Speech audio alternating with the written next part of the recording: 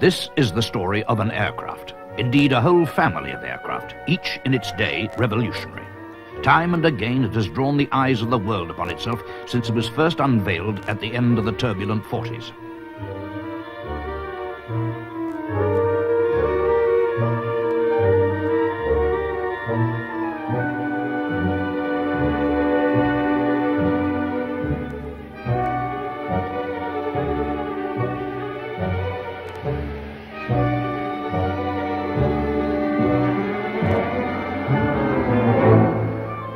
Now, too, as the millennium ebbs away, shrewd eyes remain even more intently focused. Not now on the comet's slim and silver form,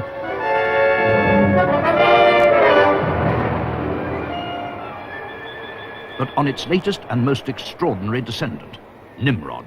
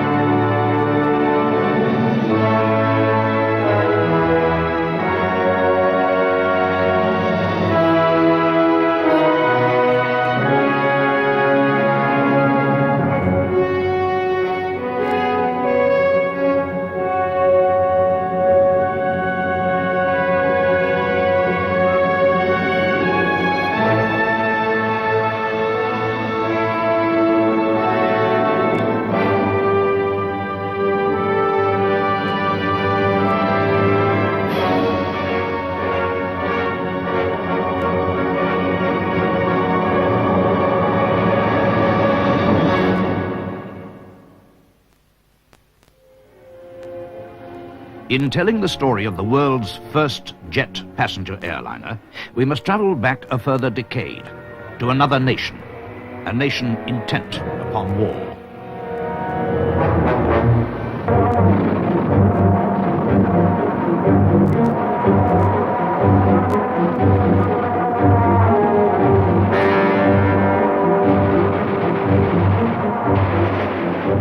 Five days before the invasion of Poland, Germany had already flown the world's first jet aircraft.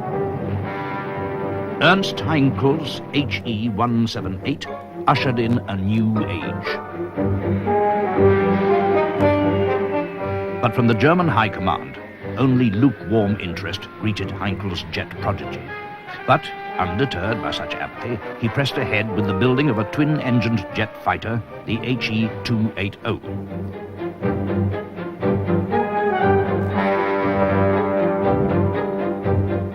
Even as the Battle of Britain still raged, the airframe was completed.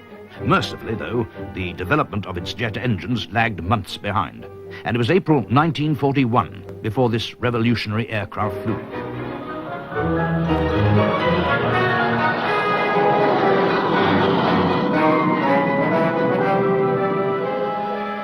With its many advanced features, including steerable nose wheel, pressurized cockpit, and ejector seat, nothing in the Allied armory could have matched it for a further 2 years.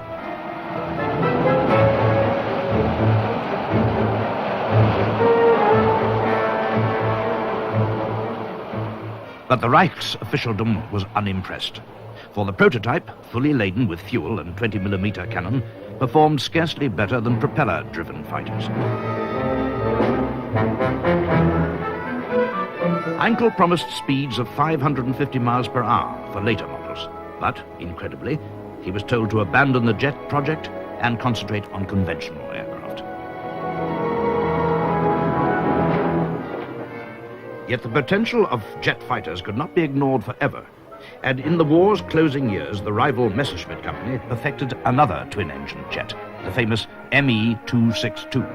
But from the outset, it was dogged by 2 major difficulties. The first was its axial layout turbojets, whose slimness gave good performance, but whose complexity gave endless problems. The second was Hitler. He remained skeptical of its capabilities until far too late.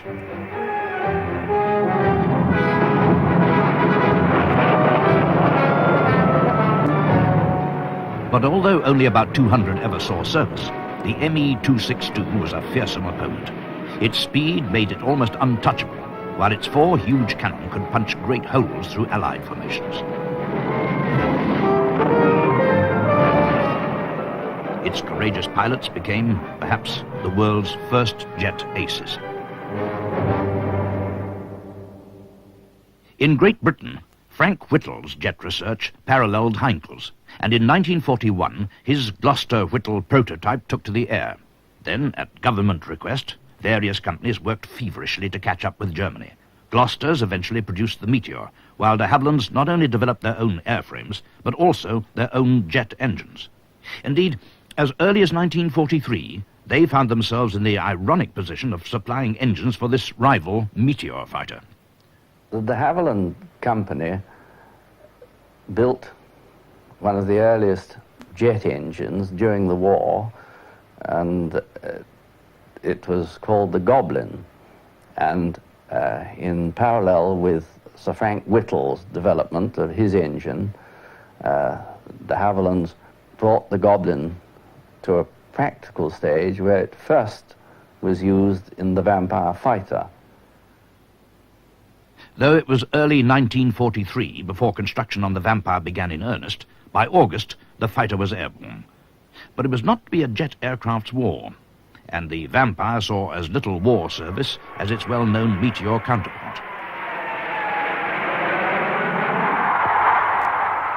In May 1945, peace was declared, and the world rejoiced. It was a common holiday, and one wished to hope that war would never happen again. Yet, sadly, the atomic blast over Japan proved not to be the last page of the Second World War, but merely the first page of a new Cold War, with men seeking to go higher, further, and faster. Seen from the quarterdeck of HMS Ocean, the Vampire approaches for the first jet landing ever to be made on a ship at sea in December 1945. Flagged off by the deck control officer, the Vampire gathers speed with deceptive slowness because the ship is itself traveling at over 30 miles an hour.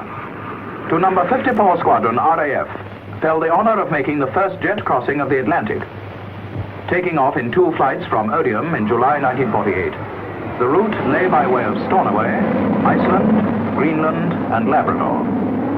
And this was the prelude to a tour of Canada and the United States and a return flight across the ocean. But other, more fearsome frontiers of aviation were being crossed. The giant Ghost engine was grafted into a special Vampire to give it massive power, and an admiring world watched as John Cunningham coaxed the machine to well over 11 miles above the Earth's surface. No one had ever gone so high. It was a new world record.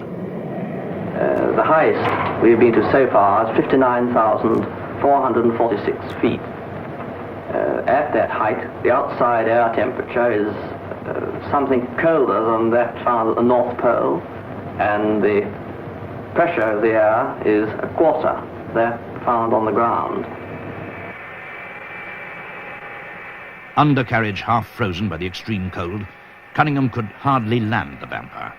After this, for the Ghost engine, powering an airliner at a mere 7 miles high would be easy.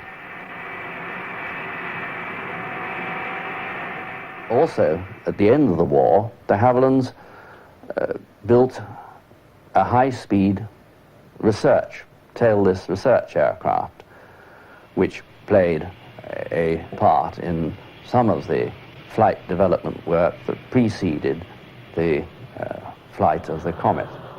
We developed some of the power controls that flew in the Comet.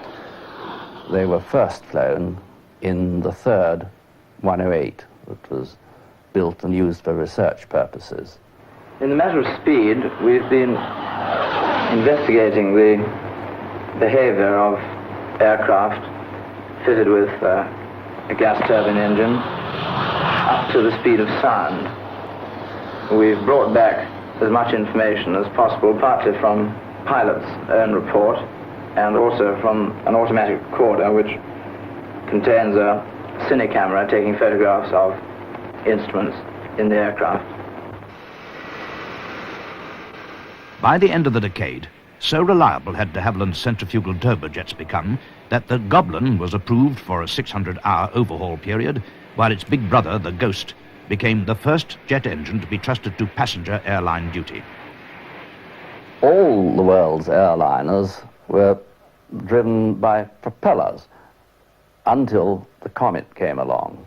And in 1946, the Brabazon Committee proposed that the country should build a transatlantic mail carrier flying at 400 to 500 miles an hour. And de Havilland's put their proposals forward, which were for a four-Ghost-engined airliner, which was the Comet. Designers and aerodynamicists found that they could make a suitable 36 or thereabouts seater passenger aircraft that would fly at 500 miles an hour and could cross the Atlantic. So, accepting the responsibility of producing an airliner as revolutionary then as the Concorde was to be decades later, the de Havilland Company had completed one of the most stringent testing programs ever associated with a passenger airliner. The basic shape was proved to be a sound design with wooden models, both scale and full size. A complete nose section was mounted on a wartime glider for visibility and windshield tests. A complete mock-up of the flight deck was used to determine ease of access to controls for pilots and navigators.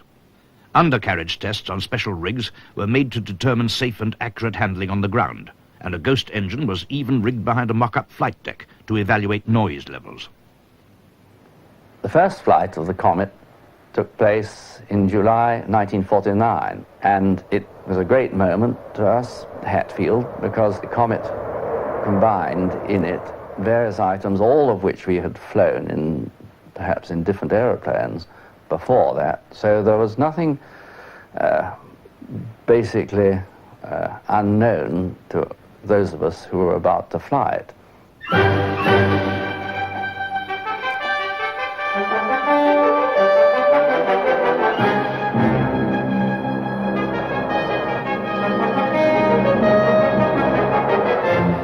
I did 3 short hops in the morning, each hop just far enough into the air along the runway to satisfy myself that the elevators worked reasonably on the one hop, the second hop that the ailerons worked, and the third one that the rudder was effective. And in each hop I landed on the runway and stopped. At the end of that day, when our inspectors had satisfied themselves all was well with the aircraft, I took the aircraft up to 10,000 feet and was very satisfied with the handling and behavior of the aircraft.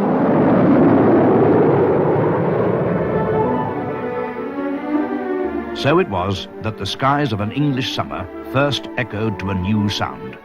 On the 27th of July, John Cunningham's 32nd birthday, over the Hertfordshire countryside, the age of the passenger jet was born.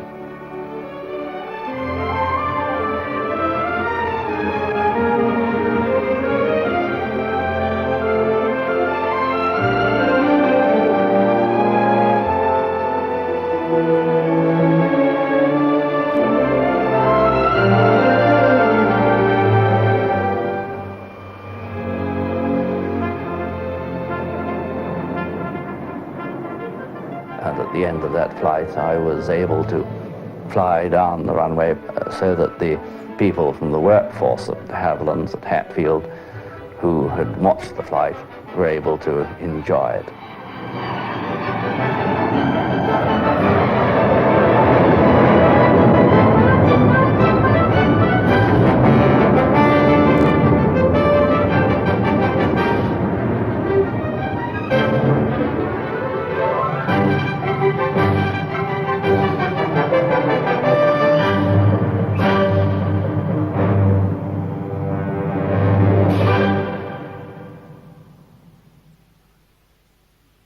The principal team behind the Comet included men like Sir Geoffrey de Havilland himself, C.C. Walker, the technical director, men like Spittle, Kerr Wilson, Clark, Brodie, Arscott, and the man behind the development of the Ghost engine, Frank Halford. R.E. Bishop, who started as an apprentice with de Havilland and became a director as well as its chief designer. And it was the personal courage of men like John Derry and John Cunningham that led the world into a new era. It was the culmination of a successful decade for de Havilland, and although the air rang with the sound of fighter aircraft, it was the Comet that the crowds flocked to see at the 1949 Farnborough Air Show. C.C. Walker, Sir Geoffrey's chief engineer, sums up the promise of a new travel era. It is evident now that the jet airliner, with speeds around 500 miles an hour, can be made to pay, and that such speeds are not just an expensive luxury. The jet engine burns a lot of fuel, but much less when it is operating at great heights. And the larger number of journeys, the more work which the fast aircraft can do in the year, reduces the cost of transport. In this new form of air travel, Britain has the chance to make up the leeway lost in the war, when we were developing combat aircraft to the exclusion of all else. The normal speed that propeller-driven airliners flew at was about 250 miles an hour. The Comet, with its jet engines, flew at about 450 miles an hour, and at one stroke almost doubled the speed of an airliner. And I think the rest of the world looked with some surprise at the Comet's performance, and in America in particular, where they had not had very happy experiences with their jet engines in military aircraft, were rather surprised that de Havilland had produced a jet engine-driven airliner to carry passengers. Surprised indeed, for as the Comet began its extensive trials program, the United States, as with this Boeing XB-47, had literally to power their jets into the air with rocket-assisted engines. Reverse thrust having yet to be perfected, and landing at high speeds, the heavy machine had to rely on the stopping power of a parachute. Such were the expectations of the Comet that even before the prototype had flown, production work had already begun on 16 others, 14 of which were for B.O.A.C. These expectations began to be realized when, in October 1949, John Cunningham flew the Comet from London to Tripoli and back in a single day. 6 months later, the Comet was to set up a new point-to-point record between London and Cairo. With its airworthiness certificate obtained in 1952, its future was set, and on May the 2nd of that year, the world saw the first scheduled jet airliner service operating between London and Johannesburg in a little over 23 hours. The Comet 1 had reached B.O.A.C. a full 6 months ahead of schedule, and with interest spreading, UAT of France became the first overseas operator with the slightly higher capacity 44-seater Comet 1A.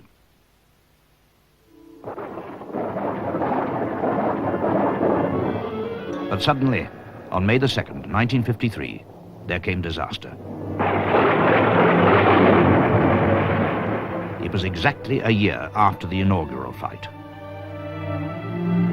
The Comet 1 had 1 year entirely satisfactory service, and on the anniversary of its start of service with B.O.A.C, a Comet taking off from Calcutta flew into a violent thunderstorm and failed structurally.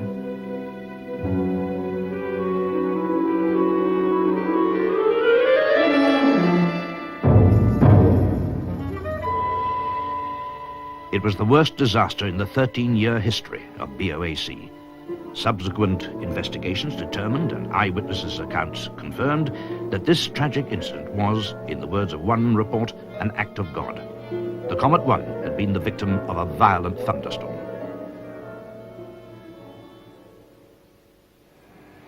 Rolls-Royce were meanwhile developing the Avon engine, which was somewhat more powerful than the Ghost and rather more fuel efficient.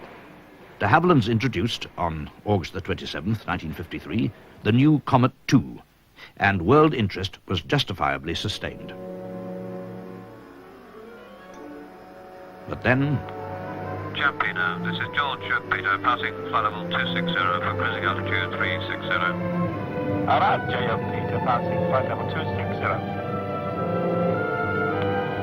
George Peter from George Howjig, understand you passing 260. What's the cloud cover?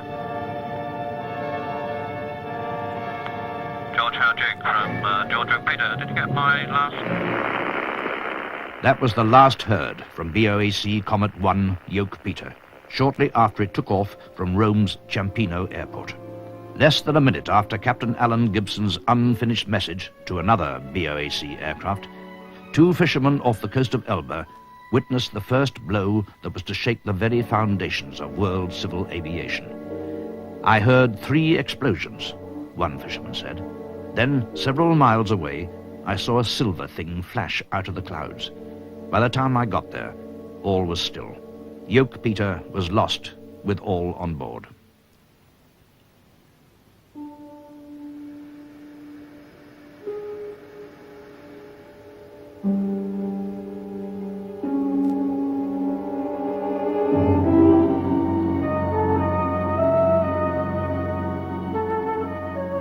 In Great Britain, B.O.A.C. and the nation in general were shocked by the news.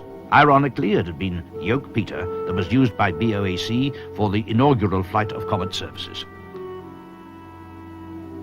But as the bodies of 15 victims were brought to the Isle of Elba by local fishermen, B.O.A.C. had no choice but to ground all its Comets.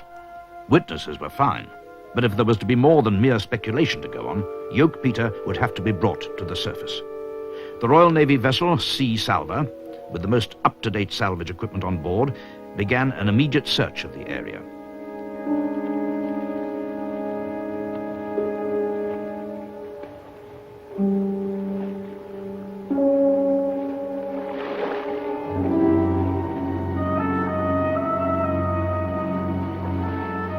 Back in Great Britain, the grounded comets had been thoroughly inspected, and some 50 modifications suggested.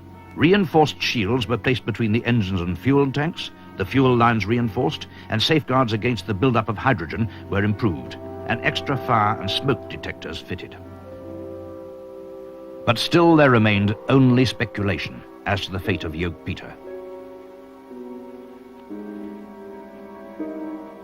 Even as the comets were being modified, the Royal Navy, using sonar and underwater television cameras, began to locate pieces of Yoke Peter's twisted carcass.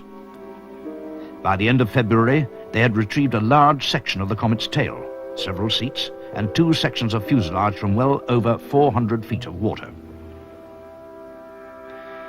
On March the 31st, the grappling hooks locked onto the entire forward section of the cockpit. The flight engineer was still strapped in his seat. and strangely, the cabin roof was missing.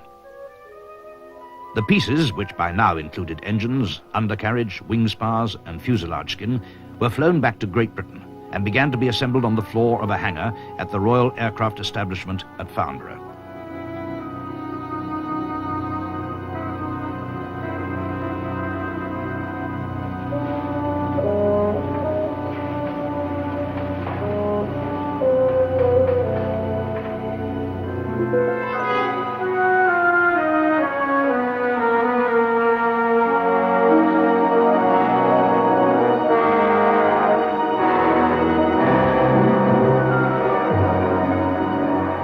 But on March the 23rd, Comet's modified, B.O.A.C. resumed services.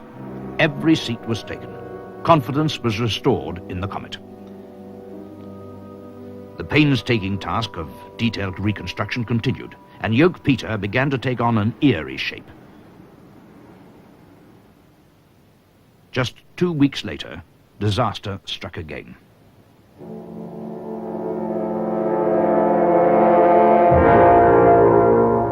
Yoke, a Comet 1, crashed minutes after takeoff from Rome.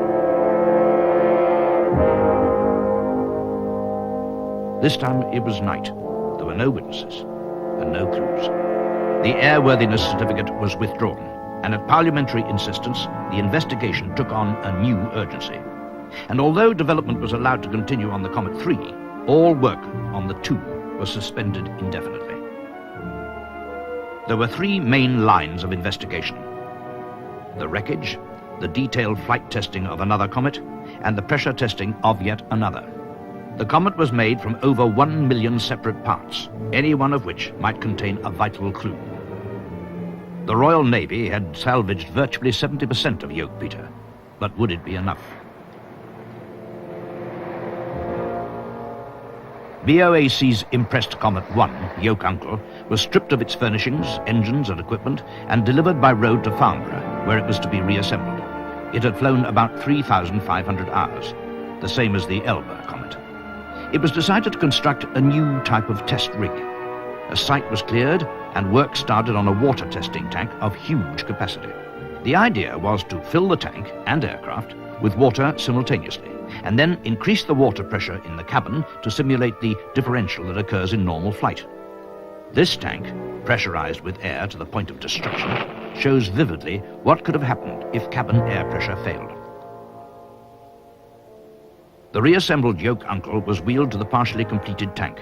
Since it was intended to simulate wing loading and wind gusting, it was necessary for the wings to protrude through the side of the tank to enable a certain amount of flexing.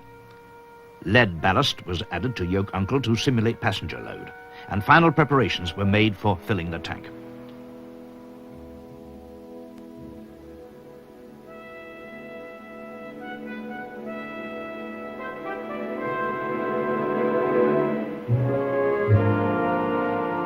Once filled, the tests began that were to simulate 11 hours of pressurized flight every 21 minutes.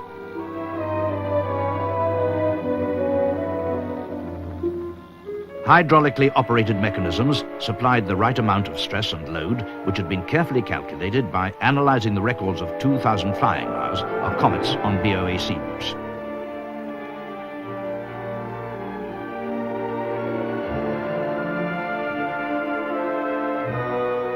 As the tank tests continued, the wreckage from the Mediterranean was examined minutely. Little by little, as the twisted parts were pieced together, some curious things were found. The impression of a 1 anna piece, probably from a passenger's pocket, was testimony to Yoke Peter's violent last moments.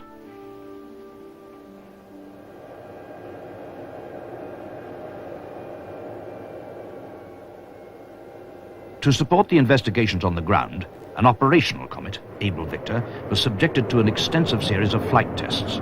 The passenger cabin was stripped of fittings, and recording instruments and strain gauges were applied throughout the aircraft. The pilots, all RAF officers of the Experimental Flying Department, were accompanied by civilian scientific staff from Farnborough and flying personnel from de Havilland's. The stringent tests required the aircraft to fly unpressurized, Structural vibrations were recorded, and measurements concerning the flying characteristics of the aircraft were made, together with engine temperature measurement and even cabin heating efficiency. Constantly, information from the ground tests was incorporated into the flight programs, and vice versa.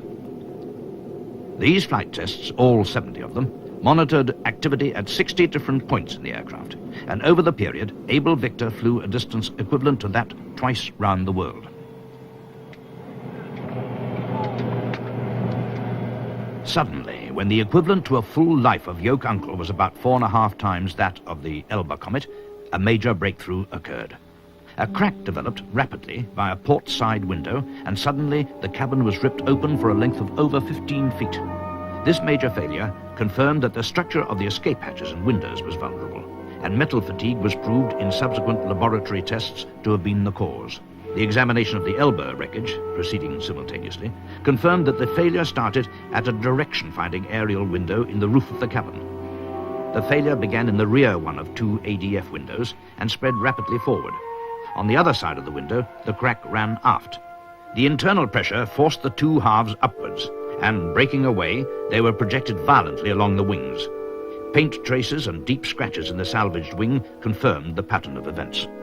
Then a portion of the fuselage structure was blown backwards by the airstream and struck the tailplane.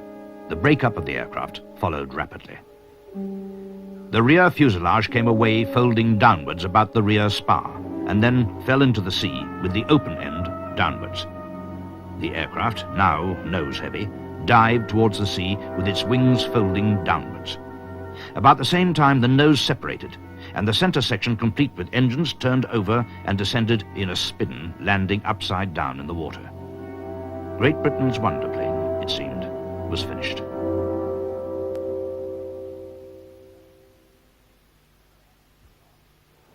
As a result of the grounding of the comets and the withdrawal of the certificate of airworthiness, we lost the enormous lead that we had in world aviation. And it was 4 years before we got back into commercial jet business with the Comet 4. And as is very often the case with pioneers, the pioneer learns the hard way, and your competitors will learn from your own misfortunes. In fact, on the 15th of July, 1954, just 4 days before the prototype Comet 3 took to the air, the rival Boeing company launched what was to become the most popular jet airliner to date, the 707. De Havilland Comet. No civil airliner has undergone a more intensive testing program. This version is the 3B. Notice the effect of reverse thrust from the 4 Rolls-Royce Avon jets as the huge airliner touches down. Now, the Comet 4. By 1954, de Havilland's, fighting a rearguard action, began its Comet sales drive, and the world's buyers flocked to Farnborough. It was still one of the most advanced aircraft. Soon after the Farnborough show, a Comet 4 completed the trip from Hong Kong to London in just over 16 hours, a record for the distance. And so the eyes of the world were to focus once more upon the Comet.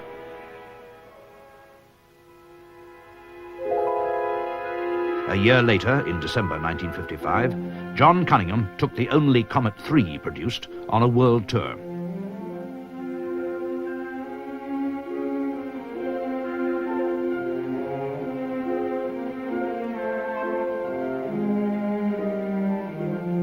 Not only did the new Comet break existing records, it established many new ones.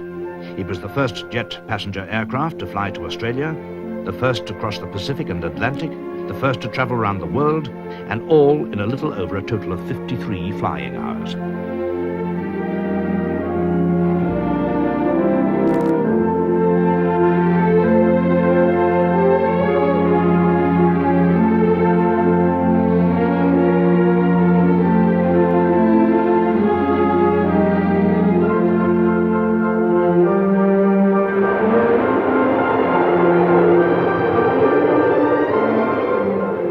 Meanwhile, the Royal Air Force, who had taken over the B.O.A.C. order for Comet 2s when the aircraft were grounded, were already stripping the airframes and strengthening them. Various modifications were made, and in June 1956, they entered service with Transport Command. It was soon apparent that the Comet 4's virtues, currently being enjoyed in the civil aviation world, were also ideally suited to a military support role.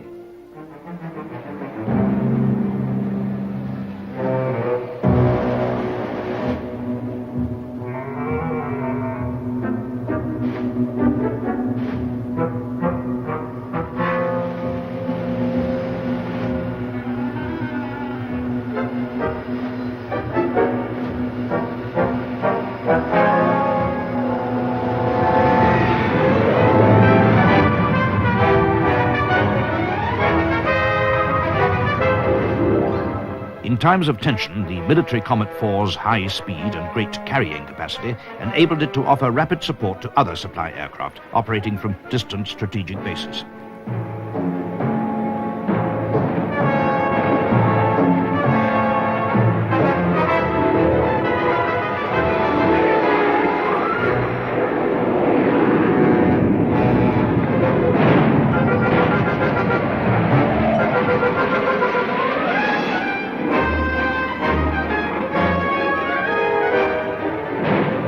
Its efficiency enabled troops to be quickly deployed to the battle zone, its carrying capacity ensured adequate supplies of food, munitions and spares, and its speed enabled rapid repatriation for the injured in battle.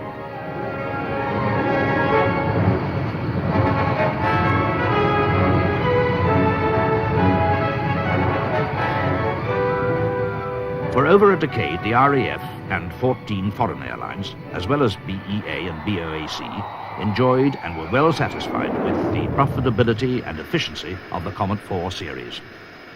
In all its variants, it had been a pioneer, a pace-setter, a milestone in world aviation. In its genesis, the Comet had shown all others the way.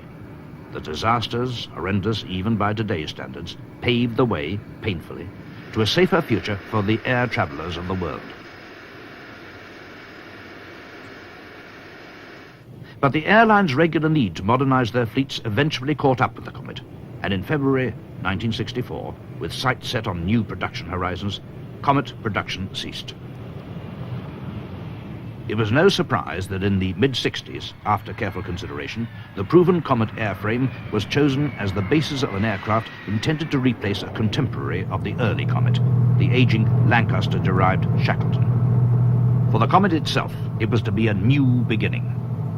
My association started in the mid or late 1960s when I became a member of the development team for the Nimrod Mark I, and I was fortunate enough to fly on several of the fairly early sorties of the two development airplanes, one fitted with the Avon engines from the Comet 4C itself, and the other which was fitted with the Spays that we still fly with in the Nimrod today. Mark I proved to be a very effective performer from its very early days. It had really very few difficulties once it reached service. It was the most effective aeroplane and flew for 10 years with really remarkably little change. And indeed we have an aeroplane now which has a fuselage, or a pressure hull at least, almost identical to the Comet 4C, very similar wings, but with extra fuel, more electrics, and a number of protuberances on the aeroplane to house the sensitive electronic equipment that we have. The first of 43 Nimrod Mark I's flew from the British Aerospace factory at Woodford on the 28th of June 1968 and immediately began to replace the Shackleton in the maritime role. It was the world's first land-based pure jet aircraft to be built for anti-submarine duties and long-range maritime patrol. With the increasing Soviet activity around Great Britain's shores, it became apparent that the sophisticated avionics equipment necessary to detect and monitor Soviet movements would soon have to be updated. EMI produced the highly advanced search water radar, and GEC Avionics were to update and continue to produce the highly effective anti-submarine warfare mission avionics. Of the original 43 Nimrod Mark I's produced, 32 were returned to the British Aerospace Manchester Works and completely gutted in order to house the new equipment, and the first conversion was redelivered to the RAF in August 1979. The performance was unchanged, but but its effectiveness over the seas was enhanced beyond measure. In the book of Genesis, Cush begat Nimrod, and he became a mighty hunter. In its Genesis, the comet begat Nimrod, and it, like its biblical namesake, proved itself to be a mighty hunter. Captain Radar, high confidence snort, bearing 260, file number 4. CTS homing.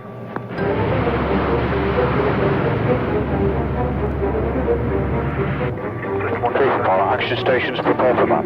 System 1 clear down. 10 out order, CDS Harry file 004. It's looking good, Nelson.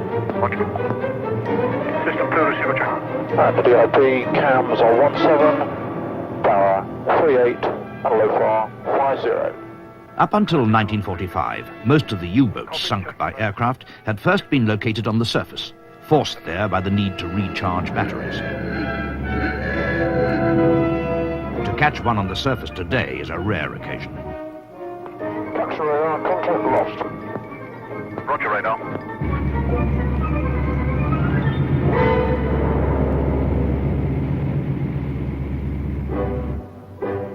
Able to scan vast areas of ocean and identify targets with the aid of its own digital computer tied into the aircraft's totally new central tactical system, the Nimrod's ability to protect Great Britain's interests is staggering. Even under the waves, the enemy has no place to hide. The prying Nimrod electronics ensure that he remains the hunted, not the hunter. Buckles, 4 bars, buckles, HRB on. HRB on. Stand by. Cams 17. Now, bow 38. Now, low far 55. Now. Comes 17 is your system 1. Bar 3 is your system 2. Please from the data point. Match available. Roger, high man. Rogers. Descend.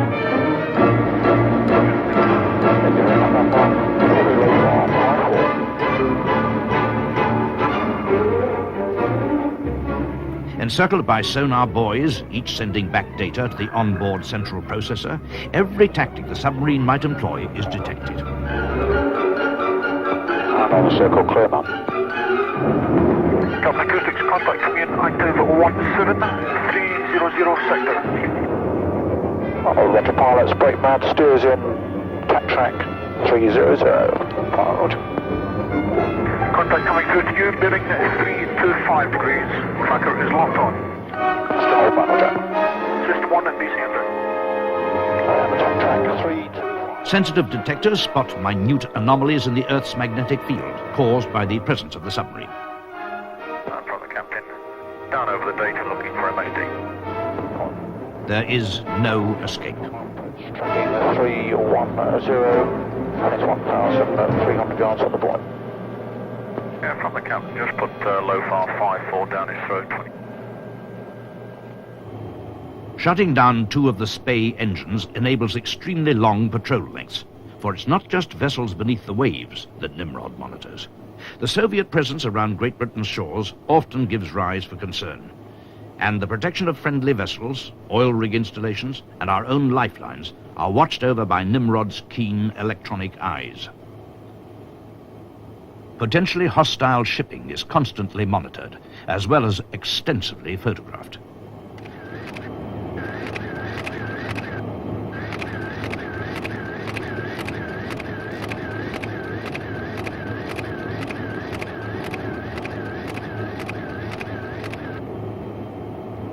Electronic support measures housed in the tail of some Nimrods and in the wingtips of others provide essential information concerning hostile radar emissions.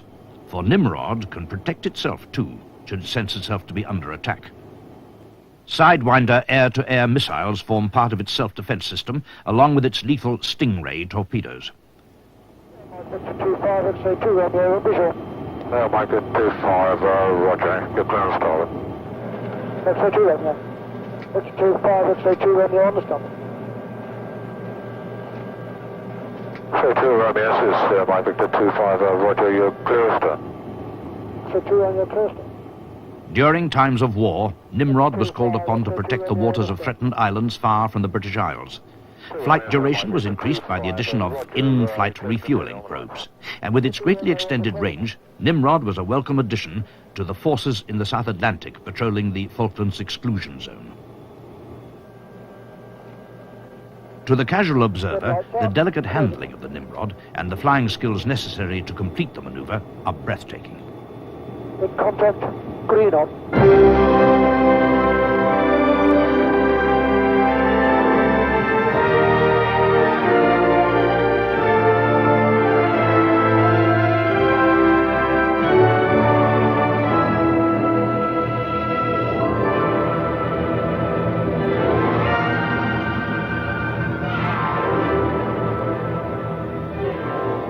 This is Mike Victor 25, indicating now you've had your fuel, you're clear to bring.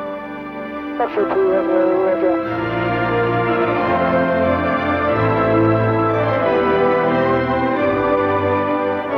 Mike Victor 25, X-ray 2, Romeo is clear to stay. 2 Romeo, Mike Victor 25, Roger. 2 Romeo, this is Mike Victor 25, you're clear on the port. X-ray 2, Romeo, Roger.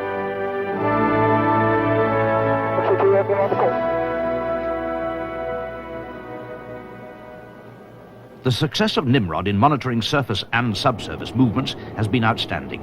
In the North Sea and North Atlantic, recognized as the worst sea conditions in the world, Nimrod often operates at altitudes of just 200 or 300 feet. Yet this incredibly reliable hunter shows no sign of fatigue. Its welcome home is a thorough clean-off shower. The crew have to wait until after debriefing.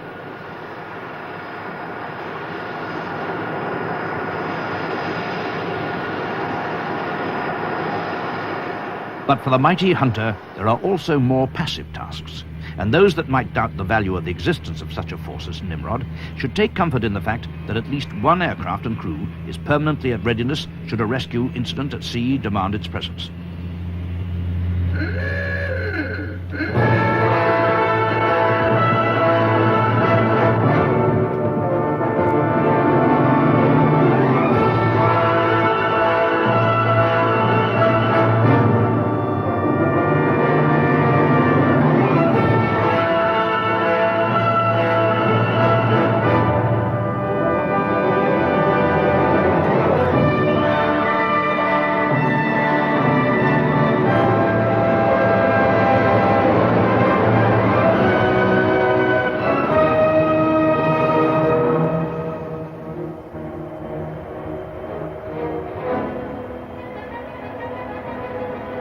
Again, with its greatly enhanced navigation and detection capabilities, Nimrod can locate and reach an incident at speed, shut down 2 engines, and maintain excellent low-speed maneuverability whilst advising the much slower rescue helicopters of the situation. Its complement of life-saving equipment stored in its huge bomb bay has helped to save the lives of hundreds in distress at sea.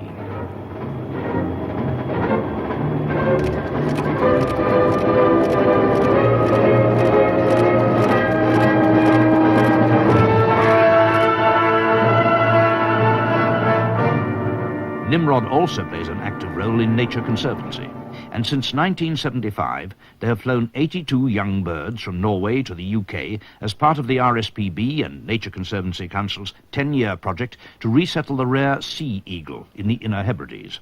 Last year, patience was rewarded when a single chick was reared. Nimrod is now firmly established as Great Britain's mainstay of maritime reconnaissance, protecting the colossal investment around our shores. Performing its multifarious tasks with constant efficiency, it's destined to be a familiar sight in the airspace around our shores for decades to come.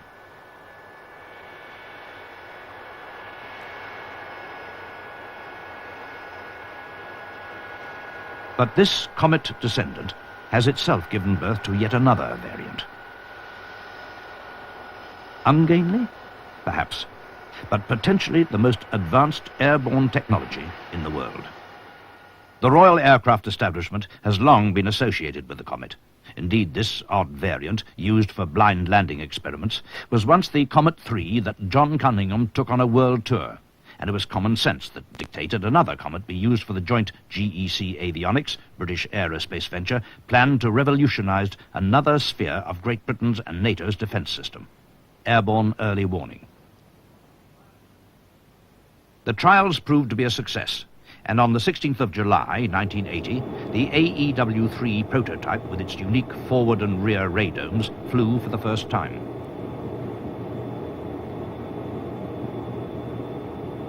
Since the late 60s, the role of airborne early warning has been the responsibility of yet another variant of the original Comet contemporary, the AEW Shackleton. Fate has dictated that this latest descendant of the world's first passenger jet airliner is to replace the very last operational piston engine aircraft of the Royal Air Force. When it does so, its advanced avionics system will vault the United Kingdom ahead of its rivals into the 21st century. Golf 65, Bomber, roger, report track 601, out. Bomber, this is Golf 65, new track, track number 335, position, November Kilo, Delta Juliet 3325, November Kilo, Delta Juliet 3325, tracking 200, speed 420, height 350, squawking mode 13 Charlie. This is Golf 65. Golf 65, this is Bomber, your track 601, and now classified faker, intercept and engage. 65, roger. Op 6 TD, intercept and engage, faker 601 with mission 45. Copy. 45, vector 070, target bearing 08075, heading 270, 35,000. Skeptics should note that the highly advanced GEC mission avionics, designed exclusively for the AEW Nimrod, has already been chosen by the Lockheed Company as the system for the new AEW Hercules. It is the most complex avionics system ever to be put into an aircraft, and with its forward and rear-looking radar, will revolutionize airborne early warning. Bomber 65, roger. Op 6 TD, intercept and engage, faker 601 with mission 45. Designed with the overall European defense requirements in mind, the new Nimrod, with its unique pulsed Doppler radar system that can handle a multitude of different targets at the same time, is more than compatible with existing NATO AEW aircraft. Baker 601, he's presently in Delta Lima, heading west, speed 550. Got it?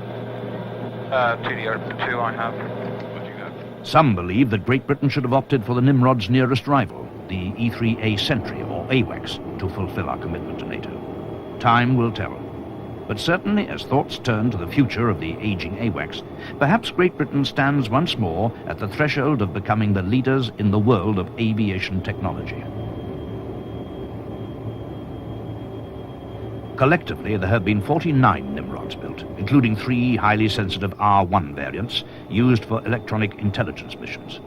In all, there have been 112 Comets built, an insignificant number compared with other first-generation passenger aircraft.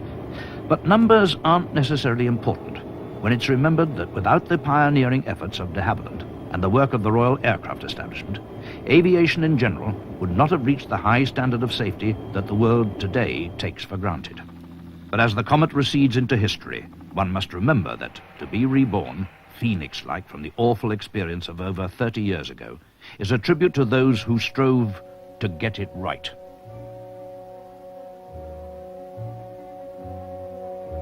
In 1985, museums already hard pushed to maintain existing aircraft, Dan Air, the operator of the largest Comet fleet, said farewell to its last 4C. I take great pleasure in realizing that all our efforts in the development of the Comet have not been wasted. Although we may not have achieved the sales that had originally been hoped for, the Nimrod will continue to be a tribute to the original thinking that went into the Comet, and will also be a credit to the British aircraft industry.